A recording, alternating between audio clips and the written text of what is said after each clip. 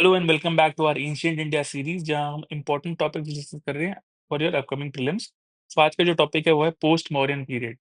अब Mauryan dynasty and हो रहा है तो due to weak successor and due to invasion से हुआ था।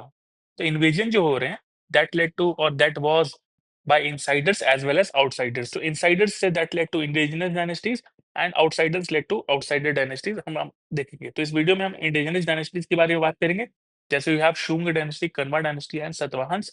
And you have outsiders like Indo Greeks थे, साकास थे, पार्थियंस थे, ये हम देखेंगे। उसके बाद कुशान्स थे एंड लास्ट पे we have will do PYQs. आगे बढ़ते हैं। तो पोस्ट मॉडर्न डायनेस्टीज की बात करूं तो 200 बीसी से 300 एडी के बीच में we have indigenous dynasties like Shunga, Kanva, Satavahana and outsiders like Indo Greeks, Sakas, Parthians and Kushans. तो ग्रीक पहले आ रहे हैं आउटसाइडर की बात करूं, देन साकास आ रहे हैं, देन पार्थियंस आ रहे हैं, देन कुशान्स आ रहे हैं। तो GSPK ये आप याद रखिएगा, इस क्रोनोलॉजी में है। तो GSPK इसमें से G Indo Greeks, then Sakas, then Kushans are important, Parthians generally उतना इंपॉर्टेंट नहीं है। Let's see. इंडिजिनस डायनेस्टी में शुंग डायनेस्टी पहले आता है। It was from 185 BC to 75 BC and Brihadratha Maurya was killed by Pushyamitra Shunga, that led to formation of Shunga dynasty. We have Pushyamitra Shunga जो कि 185 से 149 बीसी तक रूल कर रहे हैं, उसके बाद उनके बेटे अग्निमित्र शुंग 149 से 141 बीसी के बीच में रूल कर रहे हैं। Now we had Malvika Agnimitra जो कि यूपीएससी ने पूछा हुआ है क्वेश्चन एंड हमने आर्ट एंड कल्चर के वीडियोस में इसको किया हुआ है। मलविका अग्निमित्र जो कि कालिदास ने लिखा था अबाउट अ लव स्टोरी। ये जो अग्निमित्र है वो दिस अग्निमित्र की बात कर रहे हैं। कालिदास जो कि गुप्ता डायनेस्टी में इनके बारे में लिखते हैं। हाँ, तो ये आप ध्यान रखिएगा, यूपीएससी ने इनका जिक्र किया हुआ है।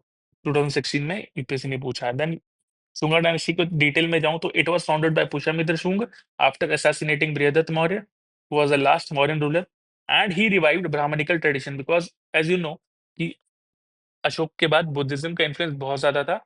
सो Pushyamitra Shunga is reviving Brahmanical tradition. So यहाँ से रिवाइवल ऑफ ब्राह्मणिज्म हो रहा है and he patronise Sanskrit literature क्योंकि ब्राह्मणिज्म में संस्कृत वाज डोमिनेंट। वेदास जो है संस्कृत में लिखे गए, इस वजह से there was patronising of Sanskrit literature.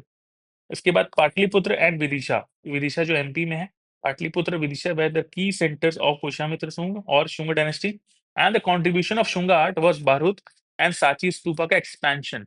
तो ऐसा नहीं है कि पूरा वो अगेंस्ट थे, तो उन्होंने तोरन्स भी लगवाए हैं सांची के स्तूप में। तो this was the contribution of Shunga dynasty. उसके बाद शुंग डायनेस्टी एंड होती है by Kanvas and it was from 75 to 28 BC. जो फर्स्ट रूलर है वो है Vasudeva Kanva, then we have Bhumimitra, then we have Susharman. ठीक है, तो कन्वा डायनेस्टी जो है they replace the Shungas founded by Vasudeva Kanva and they ruled for very short period before being overthrown bye Satavahana. तो इतना कंट्रीब्यूशन नहीं है उनका। इसके बाद आते हैं Satavahana who ruled from second BC to third AD and the it was famous ruler was Simuka and उसके बाद Hala and Gautami Putra Satakarni. He was the most famous ruler. आप देख सकते हैं जो नाम है गौतमी पुत्र सतकर्णी, गौतमी उनकी मम्मी का नाम था, माँ का नाम था, गौतमी उनके मदर का नाम था। तो this dynasty was kind of matrilineal और मैट्रियार्कल की जो मम्मी का जो है नाम वो यूज करते हैं। तो यू हैव पुलवामी फोर। आगे बढ़ते हैं सतवाहना डायनेस्टी के बारे में। It was from first century BC to third century AD and was founded by Simuka and the most prominent ruler was Gautami Putra Satakarni.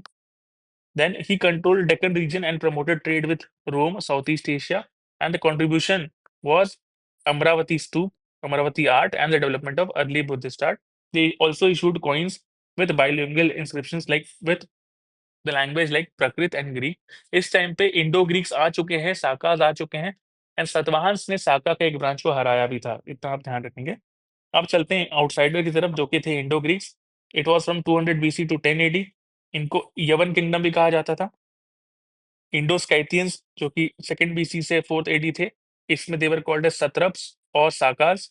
तो western satrap was the most important branch. Then we have Parthians from first AD to third AD, जिसमें king Gondophernes जो है बहुत famous है। Then last में जो Kushans आ रहे हैं सेकंड एडी में, कनिष्क जिसमें सबसे ज्यादा इंपॉर्टेंट रूलर है 127 से 150 AD.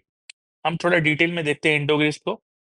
It was established by Demetrius after the invasion of northwest India, and the most famous ruler was Menander or King Milinda. तो मिलिंद पानो आपने सुना होगा and he embraced Buddhism and it was discussed in Milind पानो, जहां वो एक Buddhist monk Nagasena के साथ डिस्कस करके पूरी क्लैरिटी लेने के बाद बुद्धिज्म में कन्वर्ट हो जा रहे हैं। And he introduce Hellenistic art. Hellenistic means Greek and Roman traditions and culture in India. उसके बाद यू हैव स्किथियंस और शाका or Sakal from 1st century BC to 4th AD. They entered India through the northwest branch and they displaced Indo-Greeks. They displaced Indo-Greeks. The prominent rulers were Rudradaman I and Nahapan. इसके बाद Junagadh inscription में आप देखोगे कि रुद्रदमन ने जो Sudarshan lake है जो कि चंद्रगुप्त मौर्य द्वारा बनाया गया था उसको रिवाइव कर रहे हैं, उसको रिपेयर कर रहे हैं।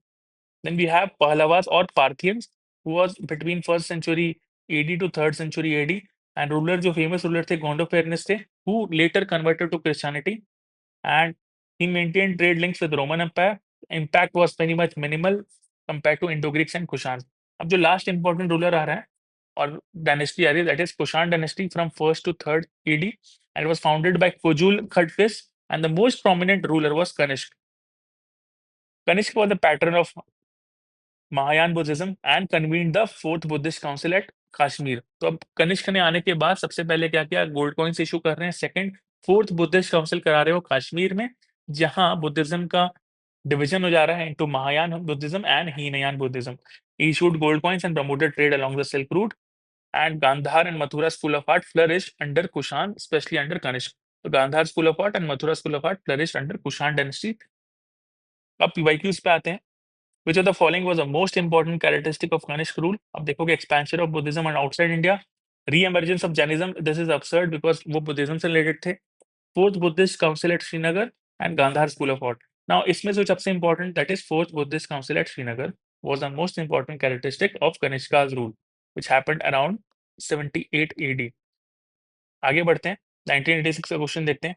Saka era was introduced by, now Saka era was introduced by Kanishka.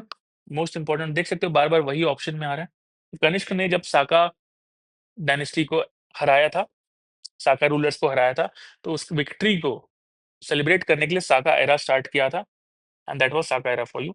2006 का क्वेश्चन है, with reference to invaders in ancient India which one of the following is the correct chronological order. तो हमने अब देखा था इस लेक्चर के स्टार्टिंग में कि Greeks, then Sakas, then Parthians, then Kushans, GSP K, if you remember. तो इसमें जीएसपी तो है नहीं, के इज इजी, तो Greeks, Sakas and Kushan, answer is A. So with this we complete this topic. I hope that you like the video. Thank you.